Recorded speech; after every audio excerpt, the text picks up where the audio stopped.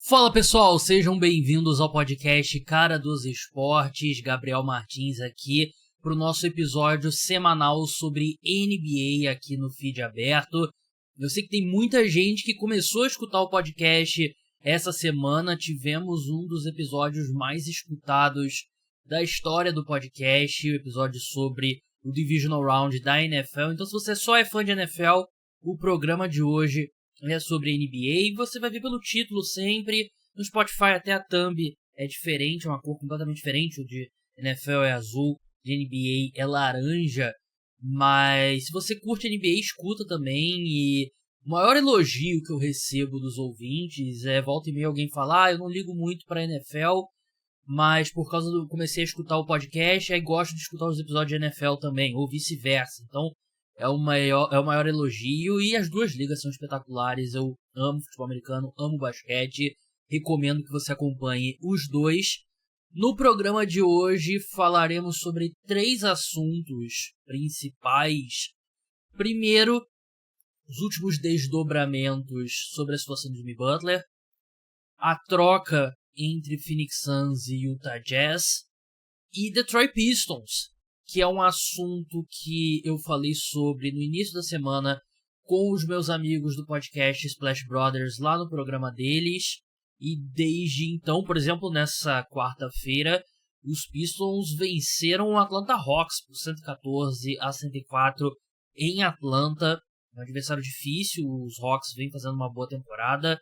Os Pistons ultrapassam os Hawks na classificação, inclusive entrando na zona de classificação direta aos playoffs. Vocês sabem, Detroit Pistons é o meu time na NBA, então tenho alguns pontos para falar sobre eles. E então vamos lá, lembrando que quando passar o Super Bowl a gente volta a ter 2 episódios semanais sobre NBA, um aqui no feed aberto, no Spotify, no YouTube, e o outro no feed exclusivo para apoiadores, que é lá no site caradosesportes.com.br. São 2 episódios de podcasts por semana, exclusivo para apoiadores, né? Um de NFL, um de NBA. Tem meus textos lá no site também, R$14,90 por mês. Tem desconto assinando o plano de 1 ano por Pix. E você ajuda a manter o podcast Cara dos Esportes no ar. Se você curte o programa, é uma forma de você ajudar. Tô aqui gravando 1h56 da manhã na madrugada de quarta para quinta. E em breve, no final do programa eu explico por que eu tô gravando tão tarde. Eu falei sobre no Twitter, no Instagram, então se você me segue por lá, provavelmente você já sabe. Vamos começar falando sobre Jimmy Butler, que eu estou colocando aqui um moratório. Não sei nem se eu estou usando essa palavra de forma correta. Estou suspendendo. Pelo que eu pesquisei aqui rapidinho, eu acho que eu usei corretamente. Eu vou falar sobre Jimmy Butler agora. E a próxima vez que eu vou citar o nome de Jimmy Butler aqui no podcast vai ser quando ele for trocado de vez. Porque eu não aguento mais falar sobre Jimmy Butler. Ele foi suspenso mais uma vez pelo Miami Heat. Ele foi suspenso por 7 jogos, por conduta prejudicial ao time, né? Por conta dele tá querendo forçar uma troca e tal, e não tá se esforçando em quadra. Ele volta, faz todo um alarde, ninguém acreditava, achava que ele ia ser trocado e tal. O Heat não conseguiu trocar ele. E aí ele volta, o Kevin Love posta vídeo, é todo um negócio, não, o Jimmy Butler voltou e tal. Ele joga 3 partidas e é suspenso de novo. Dessa vez ele foi suspenso por 2 jogos, o Miami Heat anunciou, porque ele perdeu um voo do time. Os jogadores da NBA, os times viajam em voo particular, né? E ele não estava lá, e o avião partiu sem ele. E eu não aguento mais essa falta de profissionalismo. E o Jimmy Butler, ao longo da carreira dele, ele pareceu um cara difícil. Ele sai brigado de todos os times pelo qual ele jogou, né? Os Bulls, Minnesota Timberwolves, Philadelphia 76ers e agora o Miami Heat. Mas ele nunca pareceu um cara que não era profissional. Ele, de repente, é um cara chato, um cara que, ao que tudo indica, se esforça muito, trabalha muito, mas que exige muito, quer que as coisas sejam do jeito dele, e acaba sendo uma pessoa difícil de se lidar. Até porque ele é uma superestrela, mas ele nunca foi uma superestrela do primeiro patamar. Teve momentos que ele jogou como tal, mas ele nunca foi LeBron, Kevin Durant, Curry e tal. E ele meio que, muitas vezes, ele requer um cuidado, uma atenção que caras mais talentosos que ele, eu acho que você tolera, e não o Jimmy Butler. E agora ele tá de novo nessa, e tudo bem, eu entendo quem defende o lado do Jimmy Butler, o Pat Riley, presidente do Miami Heat, de fato não foi muito gentil o contrato com o Jimmy Butler, mas ele ainda tá sob contrato com o Miami Heat, né, e eu tô cansado de caras como Jimmy Butler, jogadores da NBA, estrelas da NBA, achando que podem fazer o que querem. E isso é tendo plena noção de que podem ter mais 100 Jimmy Butlers, 100, sei lá, Anthony Davis querendo forçar uma troca do Pelicans pro Lakers, como ele fez, e pode ter vários outros desses caras. E os times da NBA se aproveitaram muito mais dos jogadores do que vice-versa. Passaram mais a perna nos jogadores do que vice-versa. É uma relação desequilibrada, mas a vida é assim, né? O empregador, ele tem essa vantagem, né? Ele tem esse poder do dinheiro de controlar o meio de produção, né? Para usar um termo um pouco mais político. E é isso, né? O cara, para jogar na NBA, ele assina um contrato e ele tem que jogar pelo time que ele assinou e sabe que os direitos dele podem ser trocados a qualquer momento se você não tiver uma cláusula que vete trocas, né? Que vai ser um assunto que a gente vai falar em breve. E é parte do jogo. E ele tá sob contrato até o fim da temporada e ele tem uma player option para a próxima, ou seja, ele vai poder decidir se fica mais esse último ano de contrato ou ele se torna agente livre para negociar no mercado. E é o contrato que ele assinou. E eu acho que o pessoal fala, não, tá arremessando muito de 3 na NBA e tal, por isso que o pessoal não tá assistindo. Eu acho que parte grande que diminui o interesse do público, eu acho que mais do que arremessos de 3, é essa constante mudança de jogadores de times, né? Porque isso gera atenção nas redes sociais, é bom para alguém como eu que cobra a NBA, faz vídeos e tal, dá muita visualização e tal, mas não se traduz em audiência, porque as maiores audiências recentes da NBA foram aquela sequência de finais entre Golden State Warriors e Cleveland Cavaliers. E por quê? Porque os principais jogadores eram basicamente o mesmo. Era Curry, Draymond, Clay, depois o Kevin Durant de um lado, André Iguodala, do outro LeBron, Kyrie, Kevin Love. Eventualmente o Kyrie saiu, mas eram os mesmos caras, era a continuidade. E essa continuidade não tem. Os jogadores hoje, tudo bem, legal essa era que os jogadores têm mais poder de decisão e tal, mas eu acho que tem que haver um meio termo entre o que a gente tem agora e o jogador não ter nenhum poder sobre o futuro da franquia dele, né? Chega um ponto que, o cara tá sob contrato e ele tem que jogar basquete, né? E eu acho que é extremamente desgastante você ter sempre, assim, vai ter o Jimmy Butler, vai ter uma próxima estrela que vai querer forçar uma troca de novo, né? E o Miami Heat e o Jimmy Butler chegaram a uma conclusão que ele seria trocado o Miami Heat analisou o mercado e viu que não tinha nenhuma troca que eles gostariam de fazer. O que o Jimmy Butler deveria, do lado dele, fazer? Aguardar até a próxima off-season e assinar com um novo time. Que é o direito que ele tem, né? É o contrato que ele assinou, mas isso é muito chato. O Miami Heat está na 9ª colocação e não é um time ruim, né? Mas o Jimmy Butler, ele deixa o ambiente muito conturbado nesse momento, né? E a gente viu isso acontecer em todos os outros times que ele passou. Então eu estou de saco cheio de Jimmy Butler. É difícil ver um time que vai olhar pra isso e pensar, pô, me vê esse jogador. Ainda mais um cara que ele quer assinar um contrato, né? Ele quer assinar um último grande contrato dele. Ele já tem 35 anos, vai fazer 36 em setembro.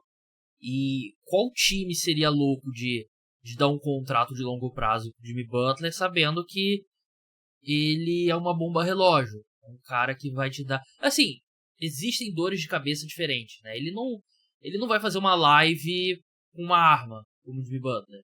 Ele não vai cometer crime fora de quadra, pelo menos que a gente saiba, pelo menos que eu me lembre de cabeça, eu não lembro do Jimmy Butler se envolvendo nesse tipo de situação. Mas ainda assim ele é uma dor de cabeça, é uma distração e falou-se sobre Phoenix Suns, sobre Golden State Warriors, sobre vários times e parece que agora times como, sei lá, Detroit Pistons, Toronto Raptors, times de uma prateleira bem mais abaixo estão sendo considerados pelo Miami Heat, né? E o Jimmy Butler pode falar que não quer jogar, mas o Miami Heat ele pode, não, você não quer jogar, beleza.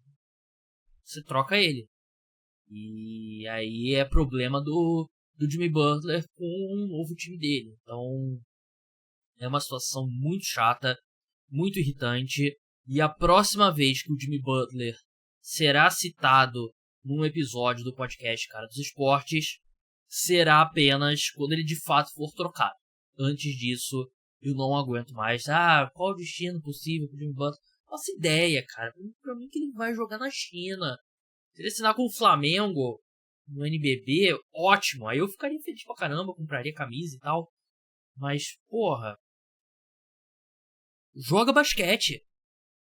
Faz o que você é pago pra fazer e é pedir demais tu chegar na hora do voo.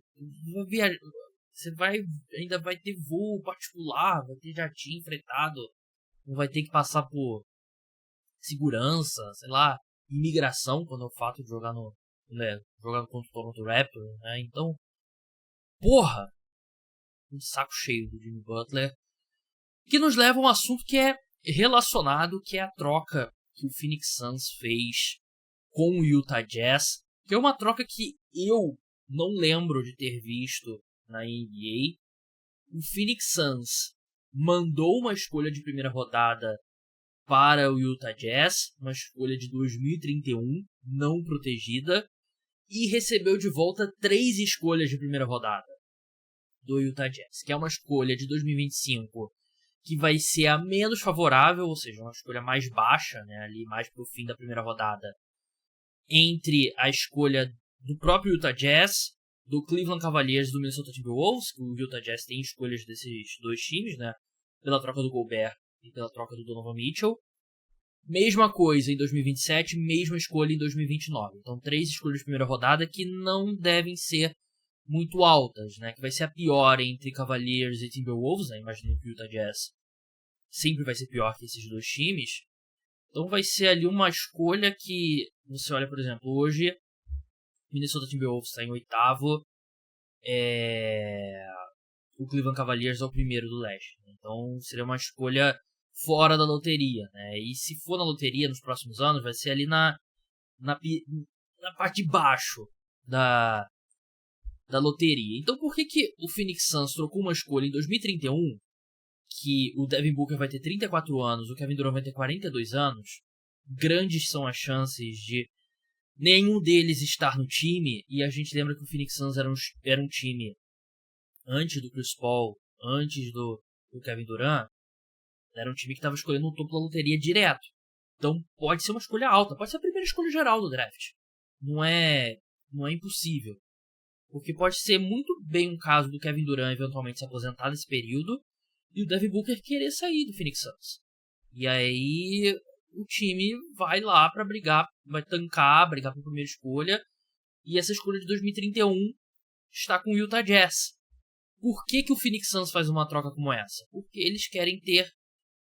Você tem um ativo muito valioso, que é essa escolha de 2021, e você tem algumas necessidades, você tem algumas coisas que você quer fazer. Você quer se livrar do Nurkic, você quer se livrar do Bradley Beal, e você quer reforçar o time. E a forma que o Phoenix Suns encontrou de fazer isso é desmembrando essa escolha de primeira rodada em 3 escolhas de primeira rodada, né? E eu imagino aqui que o raciocínio do Phoenix Suns é usar uma escolha, ou quem sabe 2, para se livrar do contrato do Nurkic, e outra para fazer uma troca para reforçar o time. E saiu notícias sobre uma troca de 3 times que mandaria o Bradley Beal pro Milwaukee Bucks, o Jimmy Butler pro Phoenix Suns, e aí o Chris Middleton em escolhas pro Miami Heat.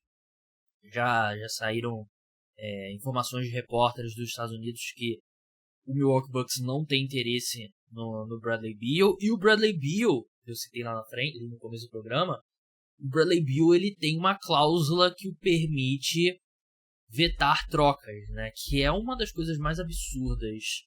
Eu lembro que na época que ele assinou o contrato com o Washington Wizards, né? Todo mundo, por que o Bradley Beal vai ter uma escolha, essa cláusula, né, de veto de troca, né? Basicamente ele controla para onde ele vai, porque ele pode vetar trocas, né? E ele já assinou um contrato por um valor absurdo.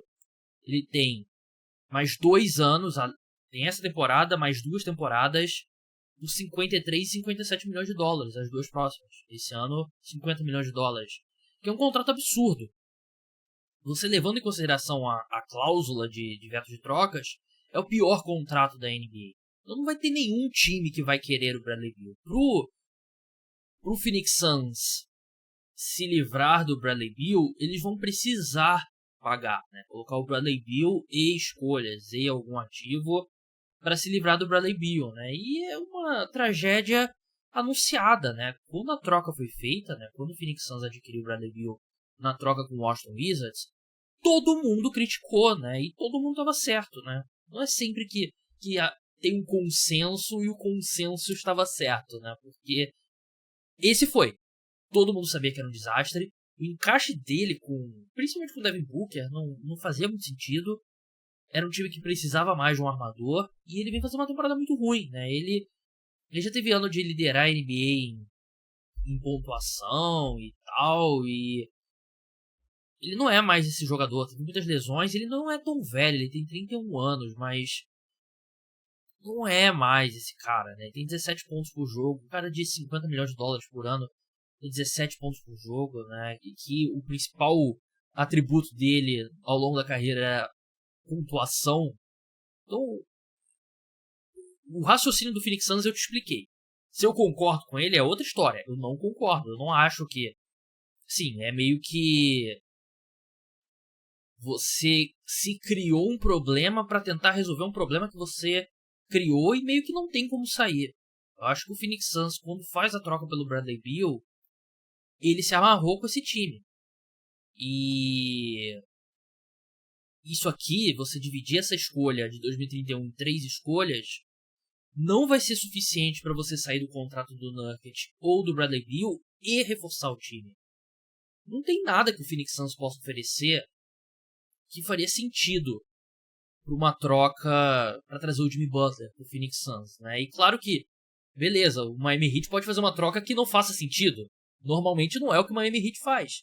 Mas pode acontecer, mas eu não vejo um caminho ali. Você, pelas movimentações que o time fez, eles adquiriram um pivô, né, em troca recentemente, né, o Nick Richards. Meio que parece um time se preparando, né, pra sair se livrar do Nurkic, né, que faz uma temporada muito ruim, é outro cara que tem um contrato muito ruim, mas eu não acho que tem como resolver a situação do Phoenix Suns. Eles tomaram uma decisão bem arriscada, que foi aquela troca pelo Kevin Durant, que comprometeu todos os ativos da equipe e não foi suficiente. Não foi suficiente para, de fato, você brigar pelo título. E agora você tá numa situação que você tá trocando uma escolha que você nem sabe quem vai estar no seu time, né? Então o Suns pode estar na merda, um dos piores times da NBA, e aí não vai ter nem a escolha de primeira rodada deles em 2031. Então, não gosto da decisão. E pro Utah Jazz, ótimo, excelente troca. Acho que mesmo que não seja uma grande escolha, eu acho que vale a aposta. Vale a aposta. Você manda 3 escolhas de primeira rodada, eles têm um monte ainda. 3 escolhas que não vão ser tão valiosas assim. Já é um time que tem muito jogador. É um time que precisava mesmo consolidar ali alguns ativos, assim, pegar 2, 3 ativos, sendo escolhas ou jogadores, e transformar num ativo melhor. E é o que eles fizeram com essa troca. Pode ser que o time que tem o Cooper Flag e consiga o melhor prospecto do draft de 2031. Né? Então é uma excelente decisão para o Utah Jazz e aproveitou o desespero do Phoenix Suns. Bom para eles. Agora falando sobre um time que esteve desesperado por muito tempo e não está, e com isso o torcedor desse time também não está desesperado pela primeira vez em muito tempo, é o Detroit Pistons. Meu Detroit Pistons, time para o qual eu torço, o time nesse momento ocupa a 6ª colocação, estaria indo de forma direta para os playoffs da NBA. Vai brigar ali no play-in até o fim, não tenho muita ambição de vai direto para os playoffs, ficaria muito surpreso. E a gente até brincou no podcast Flash Brothers, lá com o Guilherme e com o Léo, né, que é a primeira vez que eu falo sobre Pistons no podcast, num podcast, né, no caso deles, que a minha vontade não é pular da janela da minha casa, né, e é um time que tá jogando muito bem, é um time que você sai do desastre que foi o Monty Williams, e você traz o JB Bickerstaff, que não foi uma contratação que eu gostei, mas a diferença de você colocar um técnico profissional de basquete já muda tudo. Porque nada que o Detroit Pistons está fazendo em quadra é muito rebuscado, é muito avançado. É um time bem feijão com arroz, tem uma super estrela no Cade Cunningham, ele com a bola o tempo todo, principalmente desde a lesão do Jaden Ivey. Ele é um dos jogadores que mais tem a bola ao longo na NBA como um todo. Você tem mais arremessadores agora ao redor dele, você espaça a quadra melhor com caras como Tim Hardaway, como Malik Beasley, como Tobias Harris. E o time melhorou, porque tá jogando um basquete pelo menos de 2025, né? Não o desastre que era com o técnico passado, que você tinha o horroroso Killian Hayes em quadra, você não tinha nenhum arremesso, e tá dando certo. O Cade Cunningham vai ser All-Star, é um cara que potencialmente vai ser All-NBA, uma das 3 seleções da temporada, deu um grande salto de qualidade, o time melhorou muito e pela primeira vez em muito tempo tá dando otimismo para quem, assim como eu, torce pros Pistons, né? Porque você olha pro elenco, tem peças promissoras, mas pelo menos tem uma superestrela. Tem um cara que é certeza, que é o Cade Cunningham, que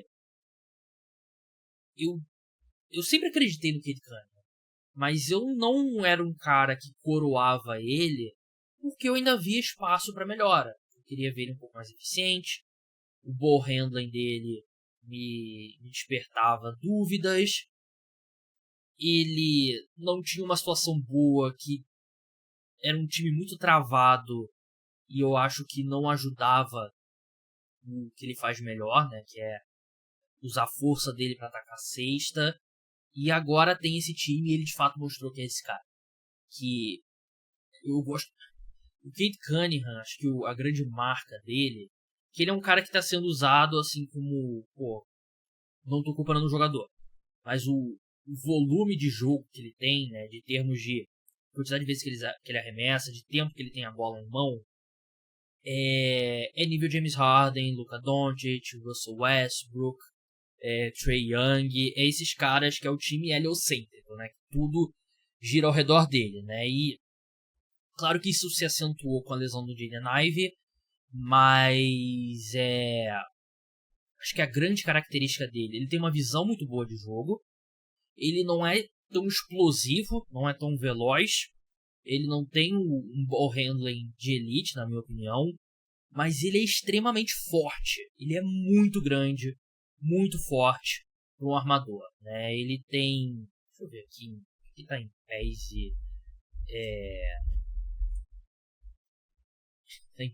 e libras, né? Ele tem 1,98m e 99kg. Ele é muito grande para um armador, né? Tanto que tem time que marca ele com ala, né? Porque esses armadores menores não tem a menor possibilidade, né? E ele joga bem de costas para cesta, ele tem um bom arsenal próximo à cesta de bandeja, de gancho e tal. Então, eu tô muito empolgado. Uma pena essa lesão do Jaden Ivey. Eu não acho que essa versão atual dos Pistons é a versão que, sei lá, eventualmente vai ser um time competitivo. Mas eu acho que foi suficiente para tirar o Pistons de ser o pior time da NBA para ser um time honesto na Conferência Leste, né? E aí você quer ver o time incorporando outros elementos, ter um ataque um pouco mais elaborado, né? E isso vai acontecer com o Jaden Ivey voltar, e você tem 2 ball handlers, você tem jogadores promissores como o Ron Holland, como o Ausar Thompson. Eu não sou o maior fã do Ausar Thompson. Ele é um baita defensor, ele tá voltando de problema sério de saúde, né, coágulos e tal. Ele é nível Ben Simmons arremessando a bola, né, então ele trava o time, mas eu gosto do potencial dele, né, mas tem que desenvolver esse arremesso, né. E o Malik Beasley é uma das melhores contratações desse mercado de free agents, né, em termos de custo-benefício. O Pistons tem uma das melhores rotações de pivô da NBA, você tem o Jalen Duren, que é ultra promissor, é um cara que é um baita reboteiro, verticalidade, muito grande, muito rápido. E você tem o Isaiah Stewart, vindo do banco, também um excelente reboteiro, ele é um pouco mais baixo, ele é um pouco mais forte e mais baixo do que o Jalen Duren. Então os dois, o Isaiah Stewart joga uns 20 minutos, o Jalen Duren joga uns 28 por aí, e você tem uma rotação de alto nível de pivôs que ajuda muito a defesa dos Pistons.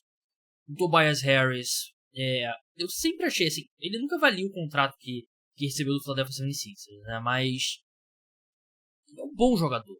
Um jogador profissional de basquete. Um cara que arremessa de 3, que um bom defensor coletivo e tal, e você colocou mais jogadores adultos nesse time e o time melhorou.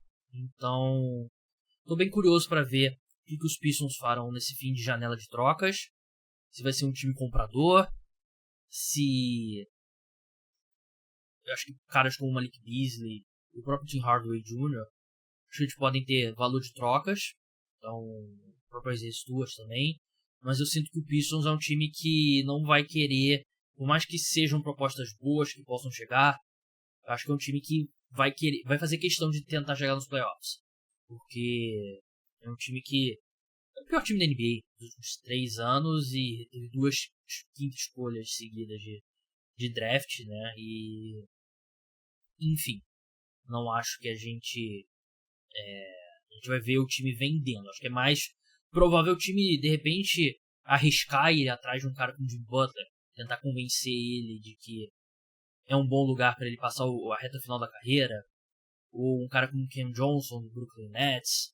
Um cara que eu gostaria muito é o Ken Whitmore do Houston Rockets, que claramente precisa de mais espaço e não parece que vai ser em Houston que ele vai ter esse espaço, né? Sempre foi muito bem do banco, né? Ele jogou 20 minutos nessa quarta-feira, teve 16 pontos. Eu adoraria ele nos Pistons. Inclusive era o cara que eu queria nos Pistons no draft do Ausar Thompson. Mas tô empolgado pela primeira vez. Sim, eu não tenho nenhuma ilusão de que esse time vai brigar por título. Eu acho que é um time que ainda está muito longe disso. Tem que continuar, assim, os jogadores que já estão lá tem que continuar evoluindo, o time tem que evoluir, continuar draftando bem, trazendo bons jogadores no mercado de free agents. Nunca vai ser um destino para estrelas, né? Por isso que você tem que ir atrás de um cara como o Jimmy Butler, né? Que é um cara que tem seus problemas, né? Uma estrela de verdade que, sem polêmica, que tá saudável, tá jogando bem e tal, não vai pro Pistons. O Pistons tem que ir atrás de um ativo ali que tá com problemas, né? E apostar que ele possa ser recuperado. Mas só o fato assim, você sai da temporada, Pistons, sei lá, perde no play-in, mas o Cade Cunningham é All-Star e All-NBA, a temporada já é uma vitória pro Detroit Pistons. Porque você tem essa peça fundamental que você pode construir ao redor. E eu ainda acredito muito no potencial do Jaden Ivey. E eu acho que os dois se complementam muito bem. Que o Jaden Ivey é menor que o Cade Cunningham, mas muito mais rápido, muito mais explosivo, né? E arremessa bem de 3 também. Então, eu acho que eles podem ser a pedra fundamental desse time. Cade Cunningham, Jaden Ivey, Jalen Duren ali como uma ótima versão de um pivô operário da bola. Eu acho que já é algo bem interessante para você construir ao redor. E aí o que vier de Ron Holland e de Alsar Thompson, ótimo, né? Se um desses dois se desenvolver num arremessador pelo menos aceitável, um cara na posição 3 ali que defenda bem, que possa criar o próprio arremesso, já tá excelente. Para encerrar, eu falei que eu ia contar para vocês por que eu demorei tanto para gravar, 2h25 da manhã aqui. Eu tinha podcast solo, né? Então não tenho hora marcada, né? Eu posso gravar a hora que eu quiser. Mas eu tinha me programado mentalmente para gravar tipo umas 10 horas. E aí era umas 8h30 por aí, 9 horas, sei lá, por aí. E eu não tava fazendo nada, eu falei assim, pô, vou entrar nesse torneiozinho aqui de poker. Eu tenho jogado bastante poker online, né? Vamos ver no que vai dar, né? Botei uns 2, 3 torneios e tal. E acabou que eu fui bem nesse torneio, né? Um buy-in de 3 dólares e 30, né? 15 reais. E aí eu fui indo bem. E aí quando eu vi, porra, já tava 4 horas jogando, né? E cheguei na mesa final. Acabei ganhando 42 dólares. Fui o quarto colocado. Mas foram 5 horas de torneio, né? E aí, 42 dólares, dá o quê? 240 reais, um pouco menos do que isso, o dólar caiu um pouco nessa quarta-feira.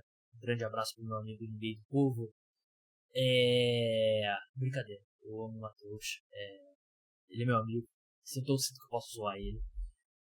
Mas valeu a pena, 5 horas, 240 reais. Vou deixar para os livros de história definirem se valeu a pena. Mas é por isso que eu tô gravando tão tarde. Espero que vocês tenham gostado do programa. Podcast de NBA. Como eu falei, a gente vai de um episódio por semana até o Super Bowl. Depois do Super Bowl a gente volta 2 por semana. E tem um episódio extra de NFL amanhã. A gente vai falar sobre as finais de conferência. Vai fazer raio-x do elenco e palpites para as 2 partidas que vão definir o Super Bowl. Então, um grande abraço a todos. Tchau.